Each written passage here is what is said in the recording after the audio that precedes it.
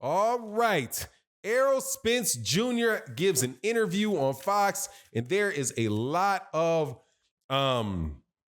consternation about Brian Kinney's interview. Errol Spence Jr. snaps back out at him and says, man, I thought I was talking to the DA. Let's talk about Brian Kinney and this continued disrespect of fighters by boxing media during these interviews. These guys are not going to learn the lesson that should have been learned after Larry Merchant acted a fool to Floyd Mayweather Jr. and began the fall of HBO boxing. Let's talk about that in this video.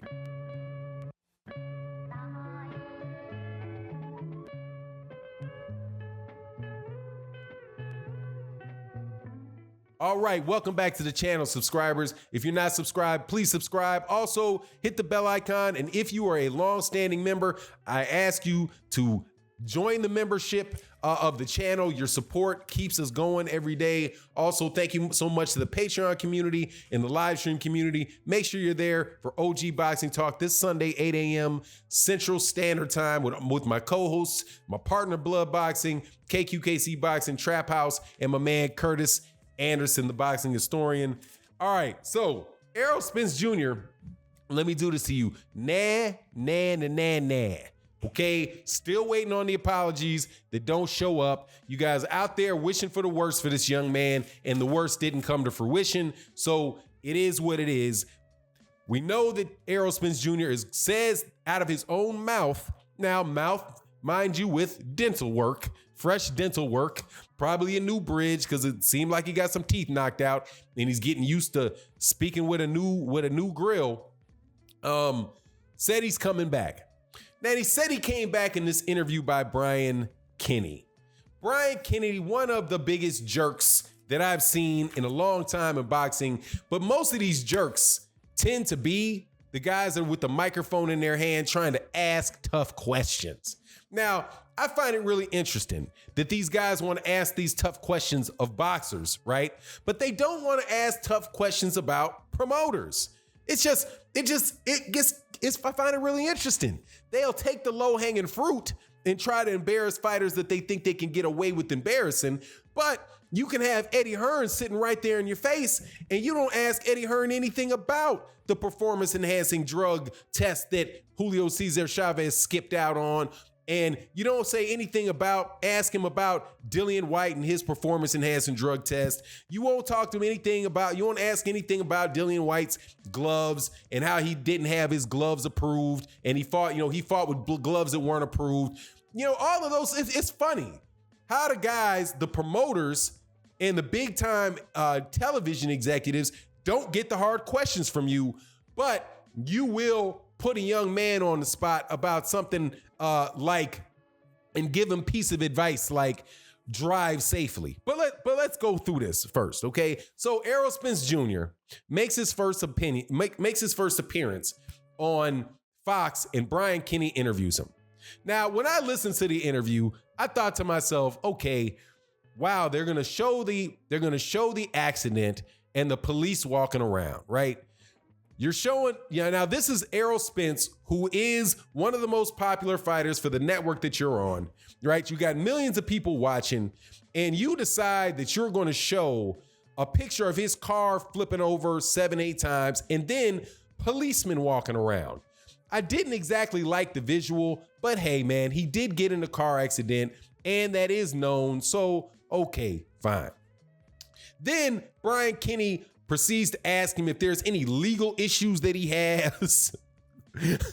Any outstanding illegal issues you have. You got any warrant out for your arrest? Are you allowed to drive? What's your criminal record now? Will you be able to get a job? Do you got a drug test every 3 days? That type of nonsense. Now, obviously I'm exaggerating, right? But those are the type of questions that if Errol Spence Jr. was willing to answer, he would have went right down the line. Now, Errol Spence Jr. says, hey, I can't talk about it. It's an ongoing case. My lawyer advised me not to talk about it. So out of respect, I'm not going to talk about that, right? Brian Kinney then goes on to say, hey, great. Now drive safely. Now, to me, if you have, that is what you call being condescending. And is it patriarchal and condescending? Somebody pull out a dictionary for me. You're talking to him like you're his daddy and he's a little boy. That would be the patriarchal. And then condescending, because you're just slipping the shit in and not focusing on his return. You're talking about, don't be stupid going out there crashing a car again. As if, that's what he came to the interview for. Now, I wasn't the first person to say this. There was a bunch of conversations going on Twitter, and Errol Spence Jr. himself, like I said in the preamble of this video, he said, I felt like I was talking to the DA with Brian Kenny. Why wouldn't I just, why am I answering these questions? You want to know how I'm doing? I'm doing fine. When am I going to come back? I'm coming back in June. I'm trying to come back in May, June, early, somewhere around there. Not quite sure, but yeah, I'm coming back. Let's end all this conversation about me not, coming back. All those were fair.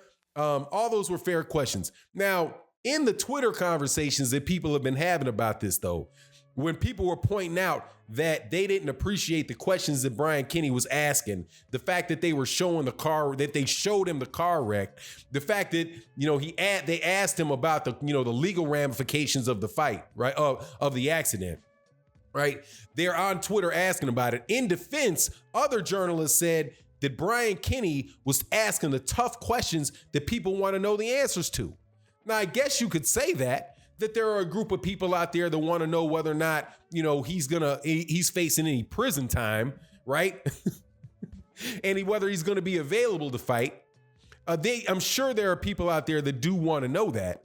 But to compliment Kenny, Brian Kenny, who also, let's remember how Brian Kenny got into boxing. Brian Kenny got into boxing by calling Floyd Mayweather Jr. a paper champion. And I think it was the lead in to the Oscar De La Hoya fight. And Brian Kenny was like, yeah, whatever. They're going back and forth. Yeah, but you're a paper champ. How did that pan out for Brian Kenny? Now, was that a question? Let me ask you a question. You can answer in the comments section. Is that a question? Calling somebody a paper champ, calling Floyd Mayweather Jr. a paper champ, didn't seem like maybe he had some personal animosity and issues with Floyd Mayweather Jr. Now, compare that to when Errol, and this is why I'm saying these guys are making the same mistakes. What did Larry Merchant say to Floyd Mayweather Jr.? When Floyd Mayweather Jr. is getting into, just won a fight, and it's supposed to be his big moment, right? Of congratulations, you look really great. What's coming up next?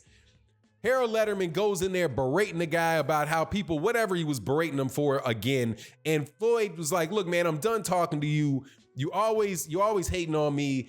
Every time you come up here, you're asking me these questions. It's probably something around Manny Pacquiao or something like that. And then Harold Letterman turns around and says, man, if I was 50 years younger, I would kick your ass. And they break off. Now, I think that was either that or the next fight. It was the last time Floyd Mayweather Jr. was ever on HBO, and HBO then eventually starts taking a nosedive because these same guys like Kenny,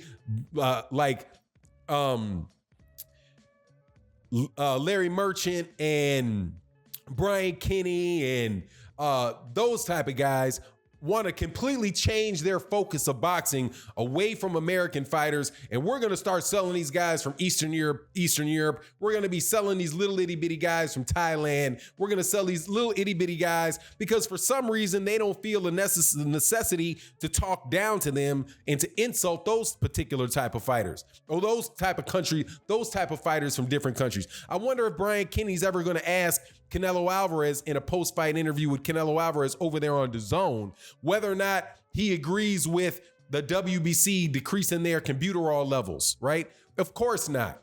But he feels perfectly happy going after Errol Spence Jr. in the manner that he did Errol Spence Jr.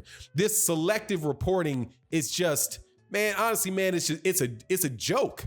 It's a joke.